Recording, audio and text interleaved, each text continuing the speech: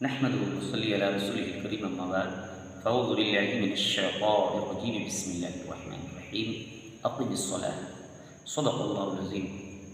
میری تقریر کا عنوان ہے نماز، جو سب سے بڑی عبادت، اس سے بڑی اور کوئی عبادت نہیں ہے۔ اللہ نے سب سے بڑی عبادت ہم مومنوں کے لیے جو رکھی ہے وہ نماز ہے۔ نماز میں سب کچھ ہے، پاکی نماز میں، زندگی نماز میں، بندگی نماز میں۔ ہم سب کے لیے کھڑے ہوتے ہیں مگر رکوع سب کے لیے نہیں کرتے، سجدہ سب کے لیے نہیں کرتے۔ یہاں قیام بھی ہے، رکوع بھی ہے، سجود بھی ہیں، اور اس عبادت کا اندازہ کون لگا سکتا ہے؟ کوئی نہیں لگا سکتا۔ دنیا کی ساری عبادتیں کرو، اگر کپڑے ناپاک ہیں خیرات کرو، زکوٰۃ دو، فطرات اور عطیات کرو، ادا ہو جائیں گے۔ مگر یہ ایسی عبادت ہے کہ کپڑا بھی ناپاک ہوگا تو عبادت نہیں ہوگی۔ دنیا کی ساری عبادتیں چل پھر کے کر سکتے ہو۔ مثلا میں روزے کی حالت میں ہوں، دلی میں روزہ رکھا، بمبئی میں روزہ کھولا، میرا روزہ ہو جائے گا۔ میں عصر تک سویا رہ گیا، میرا روزہ ہو جائے گا۔ میں ہنس دیا، روزہ ہو جائے گا۔ میں جان بوجھ کر نہیں، انجانے سے اگر کھا لیا، بھول کے کھا لیا، پیٹ بھر کے کھا لیا تو ہمارا روزہ ہو جائے گا۔ بھول کے کھا لیا تو ہو جائے گا، مگر اللہ کی کیسی عبادت، کتنی بڑی عبادت ہے کہ بھول کر بھی کوئی کلام کرے، بات کرے، سلام کرے، سلام کا جواب دے، اف کرے، آہ کرے، نماز ٹوٹ جاتی ہے، نماز ٹوٹ جاتی ہے۔ اللہ کی سب سے بڑی عبادت ہے یہ۔ یہاں چل نہیں سکتے، یہاں بول نہیں سکتے، یہاں کسی سے کلام نہیں کر سکتے، دنیا کے لیے مر جانا پڑتا ہے، مر جانا پڑتا ہے، تب اللہ کی عبادت ہوتی ہے۔ ہم اللہ کے لیے کھڑے ہوتے ہیں، اللہ کے قریب ہوتے ہیں، رکوع میں ہوتے ہیں، اللہ کے قریب ہوتے ہیں، سجدے میں ہوتے ہیں، اللہ کے بے حد قریب ہوتے ہیں۔ میری تقریر نماز کے تعلق سے ہو رہی تھی۔ ایک صاحب نے کہا، ایک جوان نے، مولانا جنوری کا مہینہ ہے، کڑاکے کی سردی ہے، جنوری کے بعد شروع کروں گا، فروری یا مارچ میں شروع کروں گا، یہ گلابی مہینہ ہے، جب ٹھنڈ کچھ ختم ہو جائے۔ میں نے کہا، صاحب بتاؤ، جنوری کا یہ موضوع ہے، ٹھنڈی کا مہینہ ہے، اور آپ کہتے ہو کہ 2 مہینے کے بعد نماز شروع کروں گا۔ کیا حضرت اسرائیل علیہ السلام اگر آ گئے، روح نکالنے کے لیے آ گئے، آپ کے دروازے کی زنجیر ہل گئی، اللہ کا حکم ہو گیا، بتا 1 سیکنڈ بھی تجھے ٹائم نہیں مل سکتا، کیا تم حضرت اسرائیل علیہ السلام سے کہہ سکتے ہو کہ ابھی میں جوان ہوں؟ کیا حضرت اسرائیل علیہ السلام سے آپ یہ کہہ سکتے ہو کہ ابھی جنوری کا مہینہ ہے، ٹھنڈ میں مجھے نہ لے کے جاؤ؟ نہیں کہہ سکتے، نہ ہماری اوقات ہے، نہ ہماری صلاحیت ہے۔ اس لیے ہر حالت میں مومن کو اچھی حالت میں رہنا چاہیے۔ نماز اللہ کی بہت بڑی عبادت ہے۔ ہم دنیا میں نہیں، نہ جانے کہاں کہاں کھڑے ہوتے ہیں، آفس میں 2 گھنٹے کھڑے رہتے ہیں، کہاں نہیں کھڑے ہوتے، بڑے بادشاہوں کے پاس کھڑے رہتے ہیں، کورٹ کچہری میں کھڑے رہتے ہیں، میرے پاؤں میں درد نہیں ہوتا، مگر امام صاحب لمبی سورت پڑھ دے تو میرے پاؤں میں درد ہوتا ہے۔ ہم کہتے ہیں حسینی ہیں، حسینی، پکے حسینی ہیں، پکے حسینی ہیں۔ کربلا میں حسین نے سجدہ فرمایا، تلوار کے سائے میں کر رہے ہیں، آپ مسجد میں نہیں سجدہ کرتے، پنکھا کے سائے میں سجدہ نہیں کرتے۔ آپ کو ملیریا ٹیفٹ ہو جائے تو نماز چھوٹ جاتی ہے، جمعہ چھوٹ جاتی ہے۔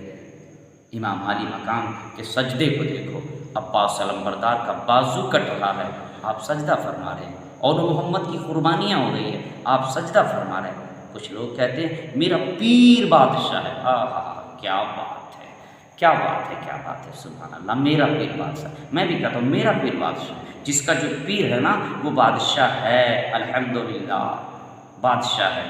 مگر علی سے بڑا کوئی پیر ہے کیا؟ علی سے بڑا کوئی پیر ہے؟ علی سے بڑا کوئی پیر ہے؟ علی جسے گلے سے لگائے وہ ولیوں کا ولی ہوتا ہے، علی جسے سینے سے لگائے وہ ولیوں کا ولی ہوتا ہے، نبی جسے سینے سے لگائے دنیا اس کو علی کہتی ہے، علی جسے کلیجے سے لگائے دنیا اس کو ولی کہتی ہے۔ مگر وارے علی، تیری اولاد کی نماز تپتے صحرا میں، چلچلاتی دھوپ میں، عراق کی دھرتی میں مدینہ چھوڑ کر آپ کے صاحبزادے نے اللہ کی عبادت کی۔ خدا کا خوف امام حسین کے دل میں کتنا تھا، آپ نے یہ نہیں کہا میرا بابا ولیوں کا ولی ہے مجھے کوئی غم نہیں، میرا باپ فاتح خیبر ہے مجھے کوئی غم نہیں، میری ماں خاتون جنت ہے مجھے کوئی غم نہیں، میرا بھائی جنتی جوانوں کا سردار ہے مجھے کوئی غم نہیں، میرا نانا نبیوں کا امام ہے مجھے کوئی غم نہیں۔ اللہ کا خوف، تاریخ گواہ ہے، پانی بند ہونے کے بعد بھی تاریخ یہ کہہ نہیں سکتی امام عالی مقام کا ایک سجدہ نماز میں کم ہوا ہو، دنیا یہ کہہ نہیں سکتی کہ خوف خدا کے علاوہ دنیا میں کوئی اور خوف امام حسین کے دل میں رہا ہو، ہرگز نہیں، ہرگز نہیں۔ اس لیے کہتا ہوں اللہ کے لیے کھڑے ہو جاؤ، جب تم اللہ کے لیے کھڑے ہو جاؤ گے دنیا میں کسی کے سامنے تجھے کھڑا نہیں ہونا پڑے گا، تو اللہ کے لیے جھک جاؤ گے دنیا میں کسی کے سامنے تجھے جھکنا نہیں پڑے گا۔ خدا کی قسم آپ اپنی زبان پہ کہتے ہو، اپنی زبان سے کہتے ہو کہ ہمارے سامنے اس کی اوقات کیا ہے، وہ گھٹنا ٹیک دے گا۔ بتاؤ تمہارا دشمن تمہارے سامنے گھٹنا ٹیک دے تو تم اسے گلے سے لگاتے ہو، مگر نماز کی حالت کیا ہوتی ہے؟ جب ہم اللہ کے لیے کھڑے ہوتے ہیں، قیام میں ہوتے ہیں، خدا کے تسبیح و تحلیل کرتے ہیں، قرآن کی تلاوت بھی ہوتی ہے، ہم چل نہیں سکتے، ہم بول نہیں سکتے، ایک قدم آگے چلیں ایک قدم پیچھے چلیں، کعبے سے ہمارا سینہ پھر جائے ہماری نماز ٹوٹ جائے گی۔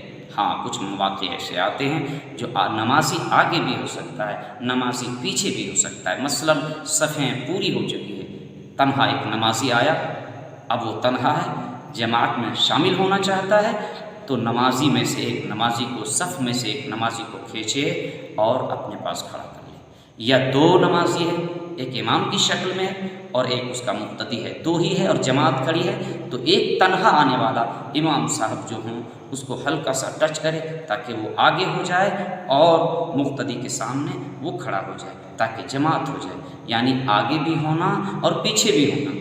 مگر یہ مسئلہ جاننا ضروری ہے، ورنہ تو کبھی ایسا ہوگا کسی کو آپ کھینچیں گے، اس کے دماغ میں آئے گا نماز میں کھینچ رہا ہے، وہ تماچا کھینچے گا، آپ اس کے دامن کھینچو گے وہ آپ کا تماچا کھینچے گا۔